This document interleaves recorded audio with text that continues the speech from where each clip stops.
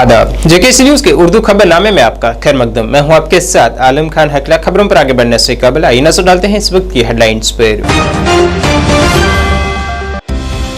Lieutenant governor और मरकजी वजीर ने सांबा में कंपोजिट रीजनल सेंटर का रखा संगे बुनियाद। 38 कनाल 18 मरले अराजी पर 29 करोड़ की लागत से 1 साल के अंदर मुकम्मल होगा यह सेंटर। लेफ्टिनेंट गवर्नर ने जम्मू में पर्पल फेस्ट का किया इफ्तिताह। कहा गुज़िश्ता माली साल में 384 माजूर अफराद को दी गई है सरकारी मुलाजमत। कहा खाली असामियों को 6 माह के अंदर किया जाएगा पुर। अवामी नेशनल कॉन्फ्रेंस दफा 370 के फैसले को ललकार देने वाली अदालत उज़्मा के फैसले में दायर करेगी नजरसानी दरख्वास्त।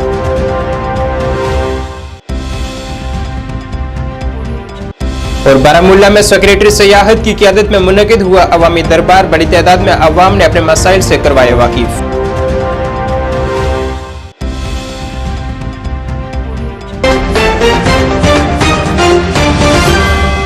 अब खबरें तफसील से। लेफ्टिनेंट गवर्नर मनोज सिन्हा और मरकजी वजीर बराए समाजी इंसाफ और बाअख्तियार डॉक्टर वरिंदर कुमार ने आज जिला सांबा के चक जवाला सिंह में कंपोजिट रीजनल सेंटर का संग बुनियाद रखा है। CRC को NBCC की तरफ से तामीर की जाने वाली एक नई इमारत में एक कसीर मंजिला इमारत में रखा जाएगा, जिसमें माजूर अफराद के लिए रुकावटों से पाक माहौल होगा। एम्स जम्मू के करीब सांबा में 38 कनाल 18 मरले अराजी के वसी कैंपस में तखमीना लागत 29 करोड़ से यह तामीर किया जाएगा, जिसे 1 साल के वक्त के अंदर तामीर किया जाएगा। लेफ्टिनेंट गवर्नर मनोज सिन्हा ने आज मरकजी वजीर डॉक्टर वरिंदर कुमार, जिन्होंने वर्चुअल तरीके से शिरकत की है, के साथ पर्पल फेस्ट का इफ्तिताह किया है। गोवा के बाद जम्मू कश्मीर मुल्क में दूसरा मकाम है। यहाँ ये 2 रोजा पर्पल फेस्ट मुनक़िद किया जा रहा है। अपने खिताब में लेफ्टिनेंट गवर्नर मनोज सिन्हा ने कहा है कि यह त्यौहार जम्मू कश्मीर में माजूर अफराद को बाअख्तियार बनाने के सफर में संगे मील साबित होगा और ये हर शहरी को माजूर अफराद को बाअख्तियार बनाने और उनकी बहाली के लिए मुत्तहद होकर काम करने और एक जामिया मुआशरे की तामीर के लिए तहरीक देगा। उन्होंने कहा है कि जम्मू कश्मीर इंतजामिया एक ऐसा माहौल बनाने के लिए पुरअज़म है जो यकसा मौक़े फराहम करे और माजूर अफराद के हकूक़ का तहफ़्फ़ुज़ करे। जनाब सिन्हा ने कहा है कि गुज़िश्ता माली साल में 384 माजूर अफराद को सरकारी मुलाज़मतें फराहम की गई हैं। उन्होंने कहा है कि खाली असामियों को PSC और SSB के जरिए 6 माह के अंदर मुकम्मल किया जाएगा। पहला और देश में गोवा के बाद यह जम्मू कश्मीर में अपनी तरह का पहला समावेश महोत्सव फेस्टिवल ऑफ इंक्लूजन, नाम वैसे इसका पर्पल फेस्ट रखा गया है, लेकिन मैं इसे फेस्टिवल ऑफ इंक्लूजन कहूंगा। सेलिब्रेटिंग डाइवर्सिटी की शुरुआत हुई है। मैं माननीय वीरेंद्र कुमार जी, जो भारत सरकार के वरिष्ठ मंत्री हैं, मैं उनका हृदय से स्वागत करता हूं। सुबह से वो प्रयत्नशील थे। उन्हें 10 बजे जम्मू आना था, लेकिन कोहरे के कारण वो नहीं आ सके। बावजूद इसके वो निरंतर हम सब से जुड़े हुए वर्चुअल माध्यम से मैं अपनी ओर से और जम्मू कश्मीर प्रशासन और जम्मू कश्मीर के लोगों की ओर से उनका हृदय से अभिनंदन करता हूं। पूरे देश में गोवा के पश्चात जम्मू कश्मीर दूसरा राज्य है जहां इस 2 दिवसीय पर्पल फेस्टिवल का आयोजन किया गया है। मुझे विश्वास है कि जम्मू कश्मीर में दिव्यांग सशक्तिकरण की दिशा में यह फेस्टिवल ऑफ इंक्लूजन भविष्य में मील का पत्थर साबित होगा। जम्मू कश्मीर प्रशासन एक ऐसा वातावरण बनाने के लिए प्रतिबद्ध है जो दिव्यांग भाई बहनों बच्चों को पर्याप्त अवसर प्रदान करने, उनके अधिकारों की रक्षा करने के लिए सदैव तत्पर रहेगा। पिछले 2 वर्षों में कुल 3832 मोटराइज्ड ट्राईसाइकिल वितरित की गई और इससे उन लोगों की जिंदगी में एक बड़ा परिवर्तन आया है। शारीरिक तथा मानसिक रूप से दिव्यांग लोगों के लिए यह सच है कि एक समेकित व्यवस्था नहीं थी। जम्मू कश्मीर को नेशनल ट्रस्ट पोर्टल के साथ जोड़ने का काम पिछले दिनों पूरा हुआ। समाज कल्याण विभाग ने, प्रशासन ने विशेष इनरोलमेंट अभियान चलाकर लोगों को पेंशन स्कीम से जोड़ने का प्रयास किया है और मुझे खुशी है ये कहते हुए आज आपके बीच कि लगभग 100% लोगों को पेंशन देने में जम्मू कश्मीर प्रशासन सफल रहा है। अगर कोई भी दिव्यांग भाई बहन छूट गया है तो मैं उससे आग्रह करूंगा और फिर से इस अभियान को हम शुरू करेंगे ताकि कोई भी सुदूर अंचल में रहने वाला, बॉर्डर विलेज में रहने वाला भी कोई व्यक्ति छूट न जाए। वहीं जिला शोपियां के इलाका पंजूरा में महकमा समाजी बहबूद की जानिब से माजूर अफराद के लिए एक प्रोग्राम का इनाकाद किया गया है। इस प्रोग्राम के दौरान आला ऑफिसरान ने इन खसूसी ऑफिसरात के साथ इनके मसाइल सुने हैं और उनके लिए मौसीकी का भी इनाकाद किया था, जबकि यहाँ स्टॉल भी लगाए गए थे। इस प्रोग्राम में डिप्टी कमिश्नर शोपियां फजल लाल हसीब ने बतौर मेहमान खसूसी शिरकत की है, जबकि इस प्रोग्राम के दौरान district social welfare officer Shopian Ibrar Hussain और tehsil social welfare officer Shopian Farhana Tak भी मौजूद थी। आज के दिन जो है ये स्टेट लेवल पे वायोम का जो स्पेशली एबल्ड लोग हैं उनका यूनिवर्सिटी ऑफ जम्मू में हो रहा है और सिमिलर पैटर्न्स में जो है वो डिस्ट्रिक्ट लेवल पे प्रोग्राम ऑर्गेनाइज कर रहे हैं। जो भी हमारे डिस्ट्रिक्ट्स में स्पेशली एबल्ड लोग हैं कुछ की रजिस्ट्रेशन करके डिफरेंट गेम्स की पार्टिसिपेशन या टैलेंट हंट में उनको जम्मू भेजा गया और जो लोग उसमें रजिस्ट्रेशन नहीं कर पाए जो उसके अलावा उनको हमने डिस्ट्रिक्ट पे जो है वो लाने की कोशिश की है। ये आज भी चलेगा और कल का दिन हमने गेम्स के लिए रखा है। आज का दिन डिसेबिलिटी डायलॉग और टैलेंट शो जो है या उनकी जो भी वो काम करते हैं अच्छा उसको डिस्प्ले करने के लिए रखा है। हमसे एक तो इंटरेक्शन करने का मौका मिला, दूसरा उनका जो टैलेंट है उसको डिस्प्ले करने का मौका मिला, अगर तीसरा को अगर कोई उनकी परेशानी है वो डायरेक्ट इंटरेक्ट करके उसको ऑन स्पॉट सॉल्व करने का भी मौका मिला। अवामी नेशनल कॉन्फ्रेंस के सीनियर रहनुमा मुजफ्फर शाह ने आज दफा 370 के मुतालिक अदालत उज़्मा का फैसले पर नजरसानी की दरख्वास्त दायर करने का ऐलान किया है। मुजफ्फर शाह ने कहा है कि दफा 370 अल-हक के आले में अपने जड़ें तलाश करता है, जिसमें वाज़ेह तौर पर बताया गया है कि नई दिल्ली को सिर्फ 3 डोमेन्स दिफा, खारजा अमूर और मवासलात के मुतल्लिक़ कवानीन को जम्मू कश्मीर तक तोसी देने का इख्तियार है। उन्होंने कहा है कि जम्मू कश्मीर में मरकजी कवानीन की तोसी रियासती हुकूमत की रजामंदी को लाजमी करार देता है। 5 अगस्त 2019 को जो कुछ हुआ है वो तमाम जमहूरियत की खिलाफ वर्जी थी। हमें मुख्तसर 2 या 3 इश्यूज पे बात करनी है, ज्यादा लंबी बात करनी नहीं है। नंबर 1 कि हम लोग कॉन्स्टिट्यूशन में बिलीव करते हैं और लीगैलिटीज में बिलीव करते हैं और लॉ में बिलीव करते हैं। सो यहाँ पे जो ये कुछ लोग यहाँ की सरकार वगैरह, मैं उनसे भी अपील करता हूँ कि इस तरह कदगन ना लगाएं हमारे दफ्तरों के बाहर पुलिस का और लोगों से पूछे कि क्यों जा रहे हैं, क्या हो रहा है, क्या बात करनी है, किस पर बात करनी है। ये डेमोक्रेसी के लिए अच्छी साइन नहीं बनती है। और मैं इतना ही कहूँ आपसे आज, क्योंकि मैं आपसे खुद सुप्रीम कोर्ट की जो ऑनरेबल सुप्रीम कोर्ट की जजमेंट आई है 370 के बारे में, उसके बाद मैं पहली दफा कश्मीर आया हूँ। हालांकि इसके पहले हमने दिल्ली में एक राउंड टेबल किया जिसमें डॉक्टर फारूक साहब थे, एमपीज थे, हमारे लीगल लिमिनरीज थे, और उसमें यही बताया गया जो आज मैं आपकी वसादत से, मेरे अपने साथी यहाँ पे बैठे हैं सारे, उनकी वसादत से, आपकी वसादत से पूरे जम्मू कश्मीर को, पूरे हिंदुस्तान को ये बात हम दोबारा कहने जा रहे हैं कि माननीय सुप्रीम कोर्ट की जो जजमेंट आई है 11 अगस्त को, उस जजमेंट को यहाँ के हमारे जो लीगल एक्सपर्ट्स हैं, कॉन्स्टिट्यूशनल एक्सपर्ट्स हैं, लीगल लिमिनरीज हैं, उस जजमेंट को उनके मुताबिक वो भी कह रहे हैं कि इसमें बहुत से लूप होल्स हैं और ये जुडिशल स्क्रूटनी जब की होगी ये शायद उसमें उसको पार नहीं कर पाएगी। सो उसके हिसाब से हमने ये आपस में ये फैसला किया कि इस पर एक लीगल एक पिटीशन तैयार की जाएगी और उस पिटीशन को तैयार होने में एक आध हफ्ता और लग सकता है।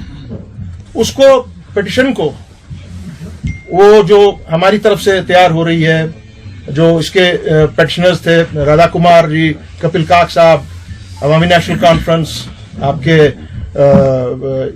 वहां पे जो भी और हमारे पिटीशनर्स हैं उनकी तरफ से जो ये दायर की जा रही है, ये इस पिटीशन को बाज़ाब्ता तौर पर तैयार होकर तमाम जितने भी हमारे 23 मेंबरान थे जिन्होंने ये पिटीशन की थी सुप्रीम कोर्ट के सामने में, उनकी लीगल टीम्स के सामने में रखा जाएगा, क्योंकि इसमें ये लग रहा है कि इसमें इस जजमेंट में बहुत से फ्लॉज हैं जो लीगल एक्सपर्ट्स और कॉन्स्टिट्यूशनल एक्सपर्ट्स ने बाज़ाब्ता तौर पर खुलेआम कहा है।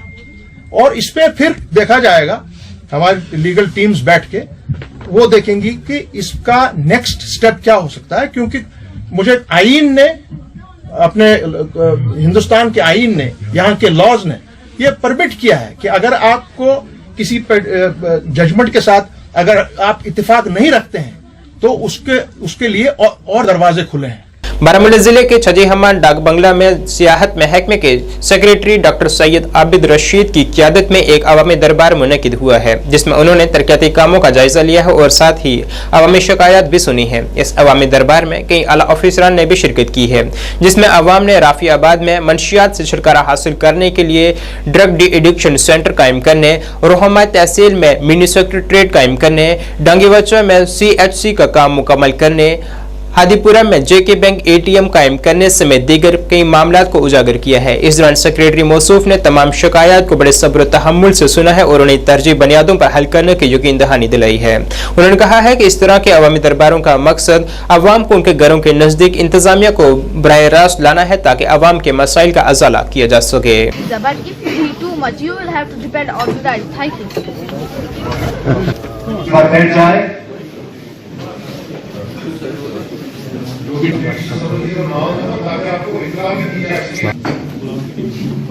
हमारे चीफ गेस्ट की परमिशन से हम आज के जो पब्लिक इंटरवेंशन प्रोग्राम है उसको हम शुरू करने जा रहे हैं।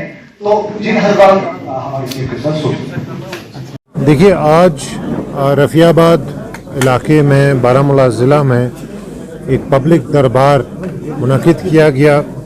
इसमें आपने देखा कि कितनी बड़ी तादाद में अवामी नुमाइंदों ने और लोगों ने, आम लोगों ने इसमें शिरकत की। इसमें public representatives, the honourable BDC member, BDC chairperson, BDC members, sarpanch हजरात, तमाम लोगों ने बढ़ चढ़ के हिस्सा लिया इसमें। और ज़िला इंतज़ामिया ख़ास तौर पे सारे महकमाजात जो हैं वो यहाँ एक साइड बैठे और लोगों के मसाइल बैठ के सुने। और कुछ चंद ऐसे मसाइल हैं कि जो फ़ौरन से पेशतर हल किए जाएंगे, कुछ मसाइल ऐसे हैं जिनके इजाले में थोड़ा वक्त लग जाएगा, जो सेक्रेटेरिएट लेवल पे करने हैं, लेकिन उन सब इश्यूज़ का नोट लिया गया।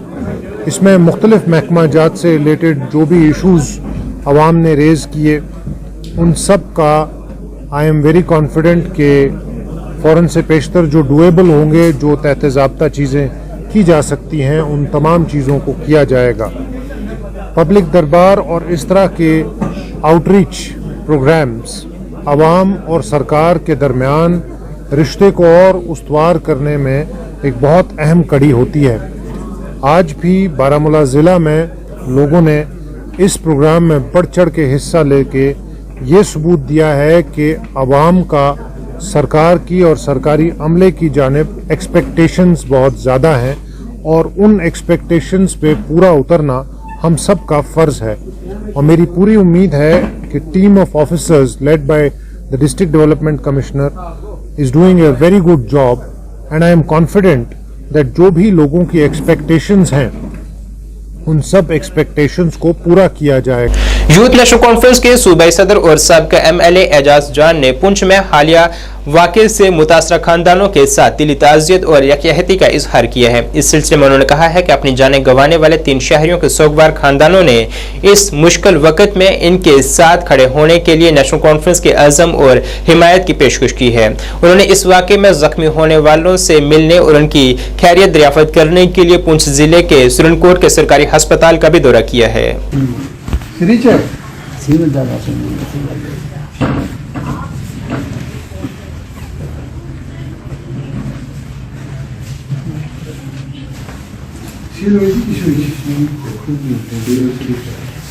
बेटा आपको भी थी, अब ठीक हो?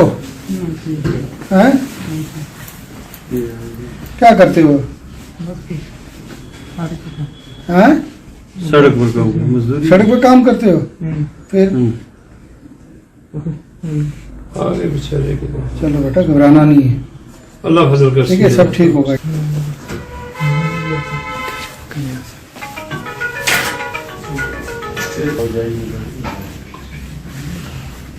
क्या हाल है, ठीक हो? दवाई शवाई को की है इनने, कोई इंजेक्शन वगैरह लाए हैं कुछ? अच्छा हेलो हाँ जी, जान साहब है हॉस्पिटल में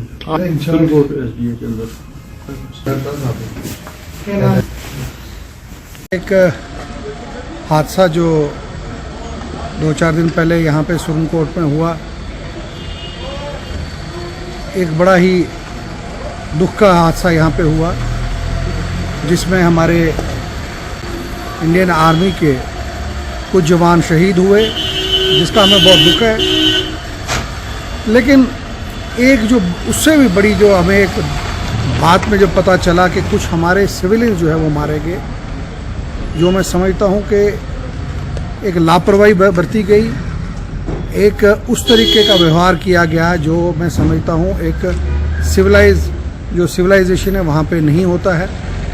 लोगों को पिटाई की गई, 2-3 की जान चली गई, कुछ लोग इंजर्ड हो गए, और टेरर का ऐसा हालात देखें कि 2-3 दिन कुछ जो लड़के जिनको बहुत ज़्यादा लगी थी वो हॉस्पिटल में भी नहीं आए अपने आप को बताने के लिए। हम ऐसे वाक़े को कंडेम करते हैं। मैं पूरी की पूरी अपनी आर्मी को जिम्मेदार नहीं ठहराता हूं, लेकिन कुछ लोग जिन्होंने हमारी आर्मी को बदनाम करने की कोशिश की है, मेरी यही गुजारिश है उन पर सख्त से सख्त कार्रवाई हो, उन पर एक्शन हो। जो एक FIR लगी है और प्लस आर्मी ने भी एक कोर्ट इंक्वायरी जो इनिशिएट की है, मुझे उम्मीद है क्योंकि जिस तरीके से होम मिनिस्टर का डिफेंस मिनिस्टर का जो राजनाथ जी उनका जो विज़िट आज यहाँ पीर पंजाल रेंज में हुआ है, मुझे इससे लगता है कि गवर्नमेंट सिंसियर है कि लोगों के साथ जो है इंसाफ हो। मैं साथ साथ डिमांड करता हूँ कि जिन लोगों की जान गई है उनको 50-50 लाख कंपनसेशन, घर में एक नौकरी, और जो इंजर्ड है उनको कम से कम 5-5 लाख रुपए जो है यहाँ पे दिया जाए। मौके पे हमारे जो ख़ास करके तंजीम के जो साथी थे, जिसमें बुखारी साहब और ताज बुजाट साहब, तारक मनाज साहब, ये अपनी टीम लेके मौके पे उसी वक्त वहाँ पे जो है जहाँ तक इनको जाने की इजाज़त मिली ये गए वहाँ पे, इन्होंने उनके दुख में उनके साथ में रहे। आज हम यहाँ पे अपनी तरफ से, पार्टी की तरफ से, फारूक साहब की तरफ से, उमर साहब की तरफ से अफसोस करते हैं उन फैमिलीज़ के साथ जिनके घरों के लोगों की जानें गई, और यही उम्मीद करते हैं कि जो लोग इंजर्ड हैं जल्द से जल्द ठीक हो जाएं। श्रीनगर म्यूनिसिपल कॉरपोरेशन तरक्की को फरोग देने के लिए पुरअज़म है और इसी तनाजुर में श्रीनगर शहर के अंदर 2 मजीद मकामात तक विकसित भारत संकल्प यात्रा की तकरीबात कामयाब तरीके से मुनक़िद हुई हैं। यात्रा की यह तकरीब अखराजपुरा और महजूर नगर में मुनक़िद हुई है, जिसमें लोगों को मुख्तलिफ महकमों की जानिब से लगाए गए स्टॉल्स के जरिए जानकारी फराहम की गई है। Make India develop and self-reliant nation. By celebrate our heritage, strengthen unity, and respect to those who protected the country.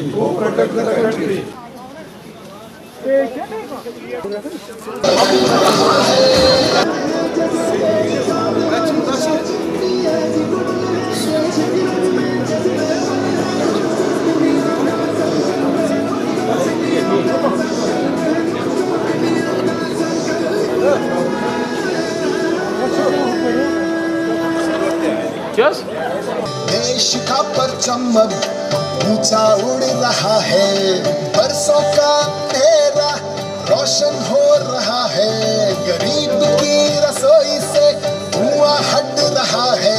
मेरा देश, मेरा देश, मेरा देश, मेरा देश बदल रहा है, आगे बढ़ रहा है, मेरा देश बदल रहा है।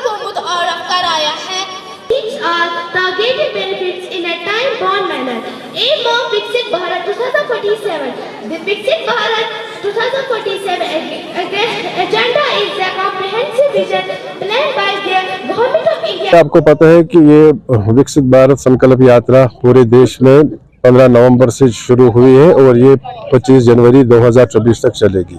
श्रीनगर म्यूनिसिपल कॉरपोरेशन में ये 15 नवंबर से शुरू हुई है। कल से हमारा दूसरा फेज शुरू हुआ। कल हमने निशात एरिया में किए, आज हम पहुंचे यहाँ जवाहिर नगर, इसके बाद हमें जाना है महजूर नगर। मकसद इस यात्रा का है जो भी सेंट्रली स्पॉन्सर्ड स्कीम्स हैं या यूटी स्पॉन्सर्ड स्कीम्स हैं इनको लोगों तक पहुंचाना, खासकर जो गरीब है, नौजवान है, औरतें हैं और किसान लोग हैं उन तक पहुंचाना, और वो ताकि वो उससे उन स्कीमों से वो लाभ हासिल कर सके। यही मकसद है, यही डायरेक्शन है कि जितना ज़्यादा लोग इससे फ़ायदा उठा सकते हैं उतना। तो हमारी गुजारिश है लोगों से कि वो इसमें जोग शामिल हो जाए ताकि जो ये स्कीमें हैं उन गरीबों के लिए वो उनका लाभ हासिल कर सके। एडीसी सोपुर एस.ए. रैना ने पेट्रोल पंप मालिकान के साथ एक अहम मीटिंग की है। इस मीटिंग का मकसद दोपहिया गाड़ियों में की जाने वाली ज़ाब्तों की खिलाफ वर्जियों पर रोक लगाने में पेट्रोल पंप मालिकान की हिमायत हासिल करना था। इस दौरान उन्होंने पेट्रोल पंप मालिकान को हिदायत की है कि वो ट्रैफिक ज़ाब्तों की खिलाफ वर्जी करने वालों को पेट्रोल न दें और 1 हफ्ते के अंदर पेट्रोल पंपों पर DVR के साथ CCTV कैमरे नस्ब करें।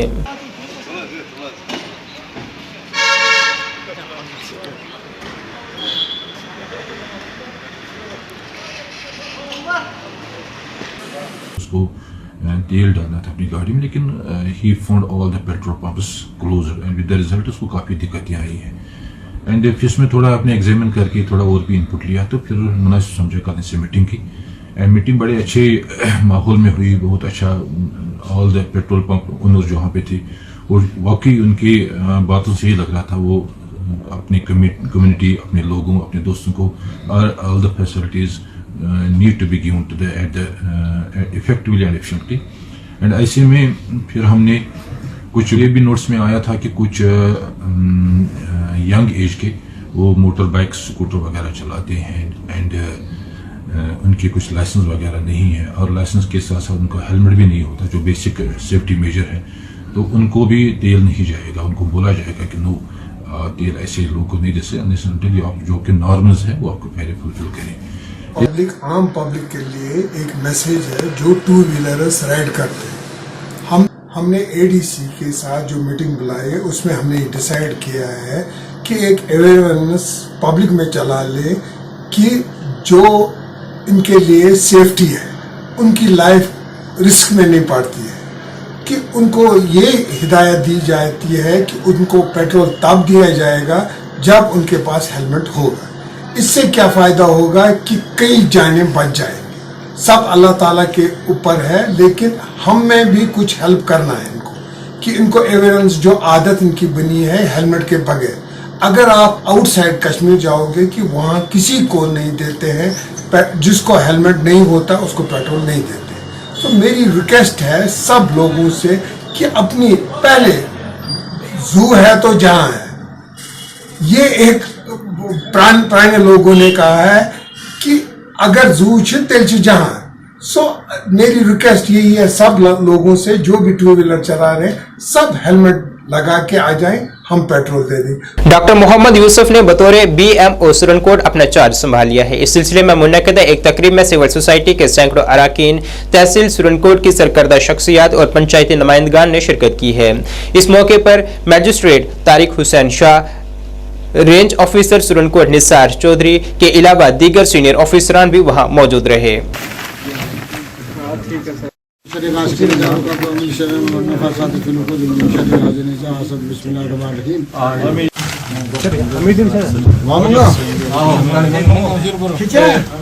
पानी जाओ फोटो पहने पे वैसे अपने बोल ले। कोर्ट के तमाम लोगों को बहुत बड़ी खुशी है कि सन ऑफ द साल डॉक्टर मोहम्मद यूसुफ जो के MO थे PIC हाड़ी मरोड़ में, वहां पर भी बहुत शानदार टेनियर गुजारा, बेहतरीन खिदमत अपने लोगों के लिए अंजाम दी और आखिरकार छोटी उम्र में उनको एज ए BMO यहाँ पर तैनात किया गया और सन ऑफ द साल है। अच्छे तरीके से यहाँ के साइल को जानते हैं, यहाँ के लोगों को जानते हैं और इंशाल्लाह हमें पूरी उम्मीद है कि वो यहाँ सुरनकोट के साथ डिस्ट्रिक्ट हॉस्पिटल को बड़ा हॉस्पिटल बनाने में बड़ा मीन्स कि यहाँ पर जितनी हमें कमियां हैं, चाहे वो स्टाफ की हैं, चाहे इसके अलावा यहाँ मशीनरी की है, कोई भी है, वो यहाँ पर वो हल करेंगे और वो बेहतर जानते हैं, यहाँ नब्ज जानते हैं वो अवाम की भी और अवाम की क्या परेशानी है। आज यहाँ पे हमारे सन ऑफ द साल डॉक्टर मोहम्मद यूसुफ साहब जो पहले एज ए MO काम करते थे PIC हाड़ी मरोड़ में, आज उन्होंने एज ए BMO सुरनकोट जो है वो ज्वाइन किया है। मैं उनको मुबारकबाद पेश करता हूँ यहाँ ब्लैक मेडिकल ऑफिसर तैनात होने पर, और मैं शुक्रिया अदा करता हूँ एलजी इंतजामिया का, जिन्होंने बड़ा अच्छा एक इनिशिएटिव लिया और एक हमारा son of the soil doctor Mohammad Yusuf को यहाँ पे बीएमओ बना के यहाँ पर भेजा है। इसके लिए मैं अवाम सुरन कोट को ही नहीं बल्कि डिस्ट्रिक्ट पुंछ के तमाम लोगों की तरफ से एलजी इंतजामिया का शुक्रिया अदा करता हूँ और मुबारकबाद पेश करता हूँ अवाम सुरन कोट को कि यहाँ पे हमारे डॉक्टर मोहम्मद यूसुफ साहब जो है एज ए बीएमओ ज्वाइन हुए हैं। साबका MLC national conference Saifuddin Bhatt ने खाग हल्का असेंबली खान साहब में इज्तिमा से खिताब करते हुए कहा है कि कौम की तामीर के लिए तरक्की जरूरी है और ये तरक्याती काम दिहाइयों से जारी है और मुस्तकबिल में भी जारी रहेंगे, लेकिन अवाम के हकूक हर हुकूमत की अव्वलीन तरजीह होनी चाहिए, खासतौर पर सियासी। इस दौरान उन्होंने खान साहब के हल्का खाग डिवीजन में नेशनल कॉन्फ्रेंस के जिला दफ्तर का भी इफ्तिताह किया है और कहा है कि अब खाग के लोग भी किसी भी सवाल व मशवरे के लिए दफ्तर में तशरीफ ला सकते हैं। प्रेस वालों का मेरा तो ये है कि लोगों की खिदमत करना, इलाके की खिदमत करना, ये तो मेरी जिंदगी का मकसद है कि हम इंतज़ार करेंगे इलेक्शन का, हम इंतज़ार करें दूसरे ऑर्डर्स के गवर्नमेंट के, तब तक लोगों को मुसीबतों ने घेर लिया होगा। तो मैं ज़ाती तौर लोगों की खिदमत हमेशा करना चाहता हूं, उस पर मैं कारबंद हूं। और हाल ही में जो ये खाग ब्लॉक हमारे साथ खान साहब कॉन्स्टिट्यूंसी के साथ मिल गया, तो मैंने उनको वादा किया था और यहाँ सब ऑफिस खोला था ताकि उन लोगों को कोई तकलीफ न हो वहाँ आरीगाम खान साहब आने में। तो उसी सिलसिले में इस वक्त उसी सब ऑफिस खाग में खाग ब्लॉक के वर्करों हल्के सदूर साहिबान को बुलाया था, उनकी मीटिंग की थी। आने वाले इंतखाबात के लिए भी हिदायत दी कि हमें तैयार रहना चाहिए, चाहे पार्लियामेंट हो, असेंबली हो, हम किसी भी वक्त इंशाअल्लाह रहमान तैयार है। नेशनल कॉन्फ्रेंस वाहिद एक जमात है जो इस वक्त कश्मीर में सर्दियों में भी लोगों के गाँव जाकर अपना प्रोग्राम, अपना मंशूर पहुंचाती है। नाज़रीन, इस वक्त के उर्दू बुलेटिन में बस इतना ही। मुझे मेरी टीम के साथ दीजिए इजाजत। अल्लाह हाफिज।